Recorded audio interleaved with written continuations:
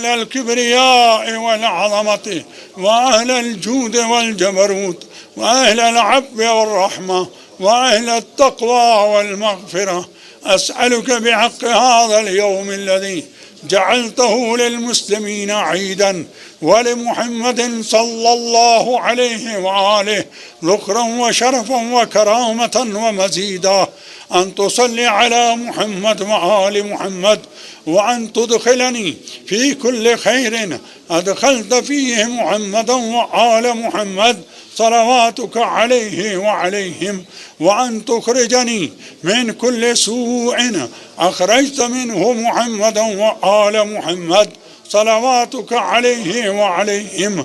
اللهم إني أسألك خير ما سألك به عبادك الصالحون، وأعوذ بك مما استعاذ منه عبادك المخلصون.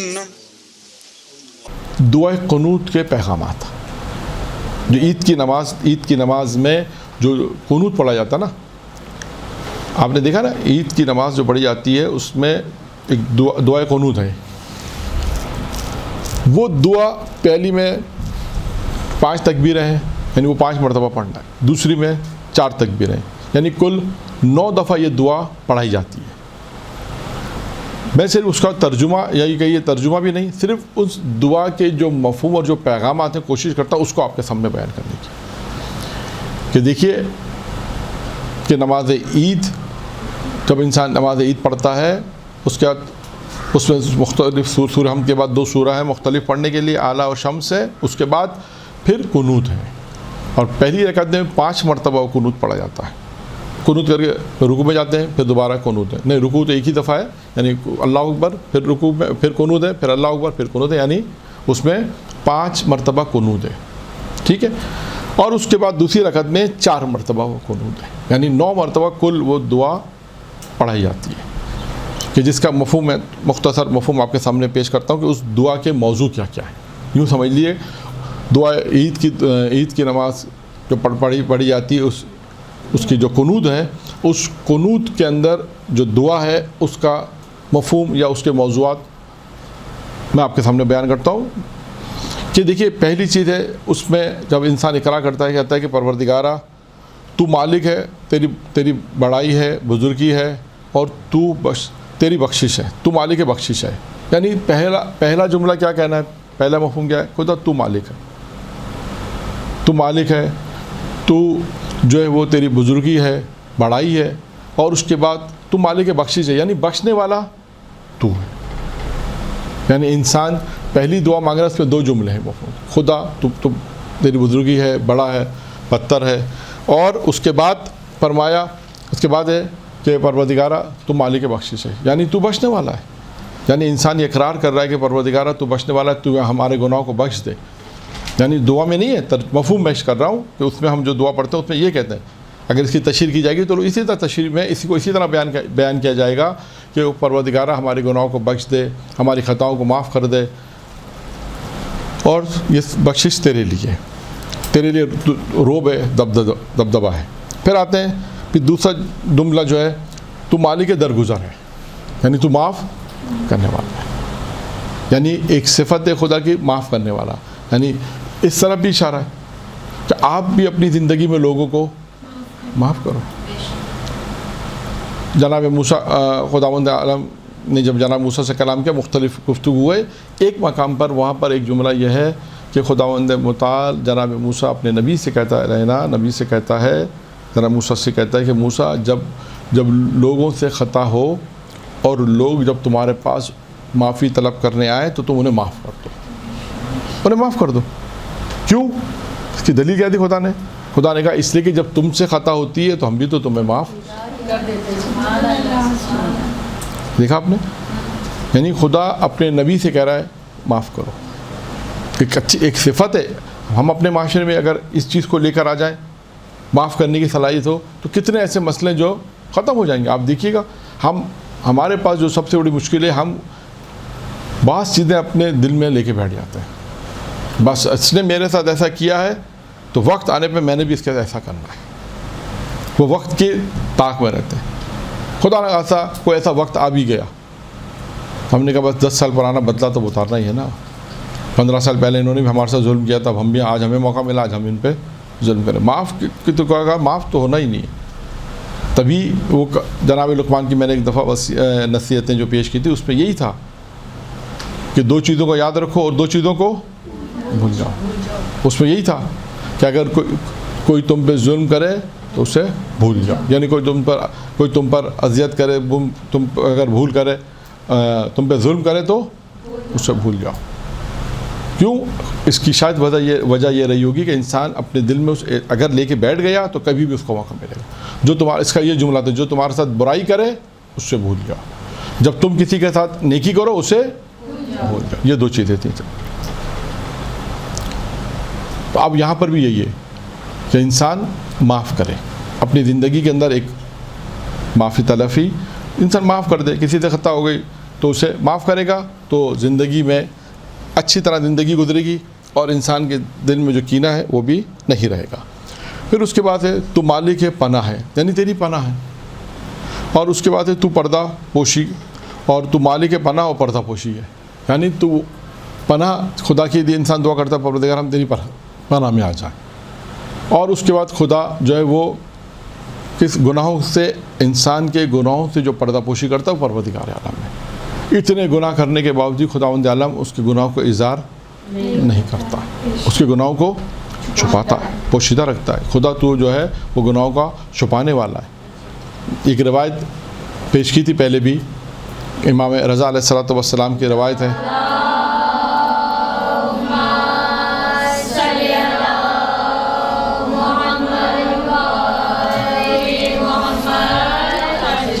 کہ جس میں امام رضا علیہ السلام نے فرمایا کہ مومن کا ایمان کامل ہو نہیں سکتا جب تک اس میں 3 صفتیں نہ ہوں.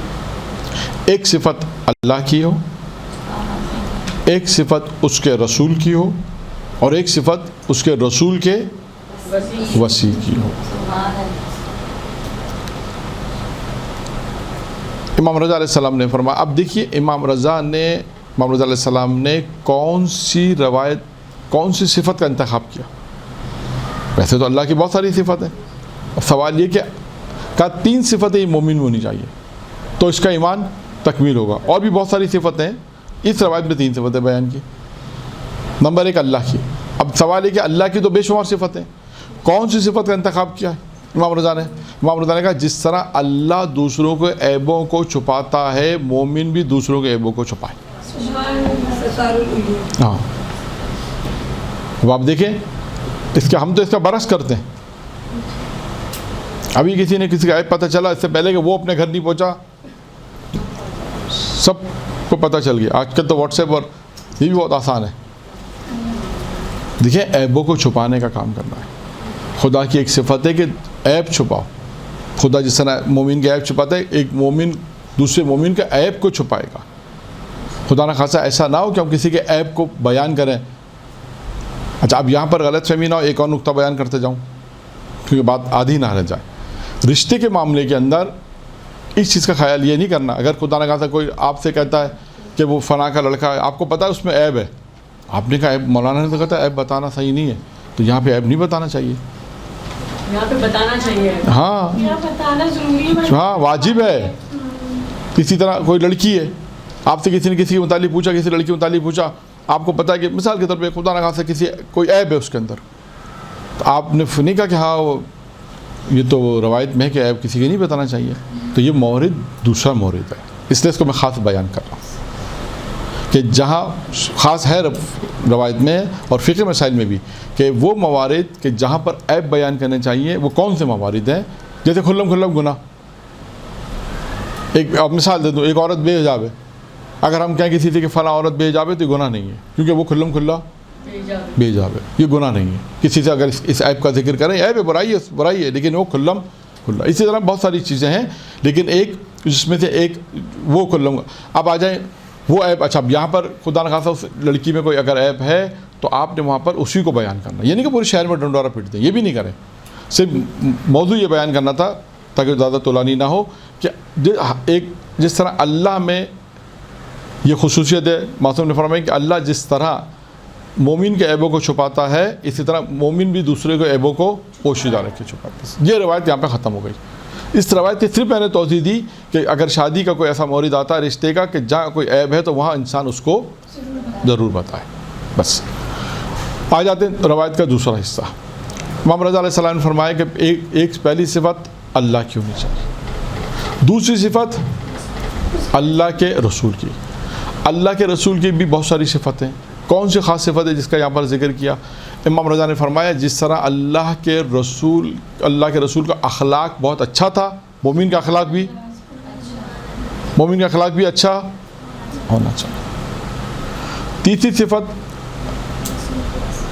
رسول کے وصی کی ہونی چاہیے، ایک اللہ کی ہو گئی، ایک رسول کی، ایک اس کے رسول کے وصی کا۔ جس طرح اللہ کا جو نبی حضرت محمد مصطفیٰ صلی اللہ علیہ وسلم،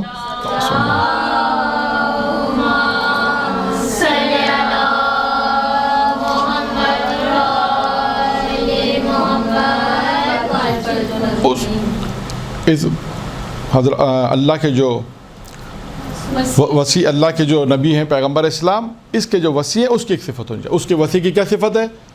کہا کہ جس طرح اس کے وصی کے پاس صبر تھا، مومن کے پاس بھی صبر ہونا چاہیے۔ تو تین صفتیں امام رضا علیہ السلام نے بیان کی کہ مومن میں تین صفت ہونی چاہیے، ایک اللہ کی، ایک اس کے رسول کی، ایک اس کے وصی کی۔ یہاں سے گفتگو ہماری شروع ہوئی تھی کہ انسان جس طرح اللہ انسان کے عیبوں کو چھپاتا ہے، مومن بھی ایک دوسرے کے عیبوں کو چھپائے۔ پھر اس کے بعد ہے اس دعائے قنوت کا سر، وہ رسول خدا کی کیا تھی؟ اخلاق۔ میں سوال کرتا ہوں تجھ سے اس واسطے سے جس کو تو نے مسلمانوں کے لیے عید قرار دیا ہے نا، مسلمانوں کے لیے عید قرار دیا، میں تجھے اس عید کا واسطہ دے کر سوال کرتا ہوں، تجھ سے اس کا واسطہ دیتا ہوں کہ جس کہ تو نے مسلمانوں کے لیے عید قرار دیا۔ اس کے بعد پھر جملہ ہے کہ تو آج رحمت نازل فرما حضرت محمد پر اور ان کی آل پر۔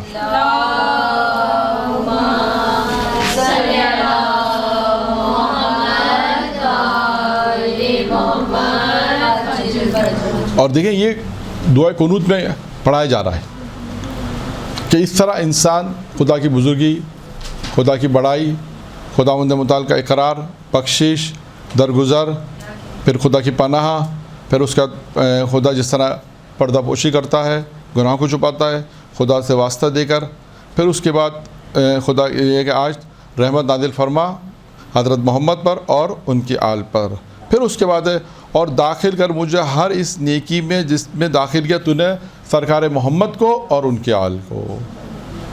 یعنی آپ دیکھیں دعا انسان کیا مانگ رہا ہے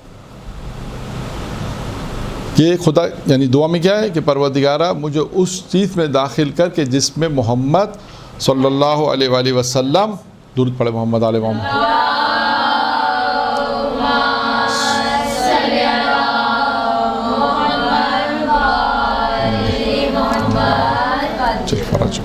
کہ اس داخل کر مجھے ہر اس نیکی میں جس میں تو نے حضرت محمد کو اور ان کے آل کو داخل کیا۔ یعنی انسان یہ دعا مانگ رہا ہے۔ پھر اس کے بعد کیا ہے اور دور کر دے مجھے ہر اس بدی سے، برائی سے جس سے دور رکھا تو نے محمد کو اور اس کے آل کو۔ یعنی آپ دیکھیں کہ ہم دعا مانگ رہے ہیں خداوند متعال سے کہ پروردگارہ ہمیں اس چیز میں داخل فرما کہ جس میں تو نے محمد اور آل محمد کو داخل کیا، اور ہر اس برائی سے دور رکھ کہ جس برائی سے تو نے محمد کو اور آل محمد کو دور کیا۔ پھر آئیے تیری رحمتیں ہو حضرت محمد مصطفیٰ صلی اللہ علیہ وآلہ وسلم اور ان کے آل پر صلی اللہ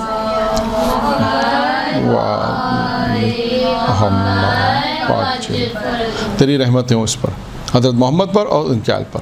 اس کے بعد ہے میں سوال کرتا ہوں اب آخری جملہ ہے، یہ چند جملے تھے دعا کے کہ اس دعا سے یعنی اس کے پیغامات کہہ لیں، اس دعا کا جو مفہوم ہے وہ میں آپ کے سامنے بیان کر رہا ہوں، اس دعائے قنوت کے جو عید کی نماز میں جو قنوت پڑھا جاتا ہے۔ میں سوال کرتا ہوں ہر اس بھلائی کا جس کا سوال کیا تجھ سے تیرے نیک بندوں نے۔ یعنی کیا کہہ رہا ہے خداوند؟ یعنی اس دعا میں جملہ ہے کہ میں سوال کرتا ہوں خداوندہ، میں سوال کرتا ہوں کس چیز کا؟ پروردگار سوال کا اس کا کہ جس کا سوال کیا تجھ سے تیرے خاص نیک بندوں نے. یعنی جملہ واضح ہے. یعنی ہم کہیں خداوندہ میں اس چیز کا تجھ سے سوال کرتا ہوں، اس بھلائی کا سوال کرتا ہوں جس سے تیرے نیک بندوں نے جس سے سوال کیا. تیرے نیک بندوں نے جس سے جو سوال کیا میں وہ سوال کرتا ہوں. یعنی دوبارہ میں پڑھ دیتا ہوں. میں سوال کرتا ہوں ہر اس بھلائی کا، نیکی کا، کہ جس کا سوال کیا تجھ سے تیرے نیک بندوں نے، اور پناہ لیتا ہوں تیری جنس سے جس سے پناہ چاہیے تیرے نیک بندوں نے. یعنی بہت ہی آسان جملوں میں آپ کو اس کا خلاصہ بیان کر دوں. یعنی ہم خدا سے دعا قنوت کے اندر یہ دعا مانگنے پروردگارہ کہ میں تجھ سے سوال کرتا ہوں وہ سوال جو تیرے نیک بندوں نے کیا، جو تیرے خاص بندے، جو نیک بندوں نے تجھ سے سوال کیا، وہ سوال میں کرتا ہوں. اور میں پناہ چاہتا ہوں، میں بھی پناہ چاہتا ہوں وہ پناہ جو تیرے خاص بندوں نے چاہی ہے. تو یہ دعا قنوت کا مختصر خلاصہ تھا جو میں نے آپ کے سامنے بیان کیا. درود پڑھے محمد و آل محمد.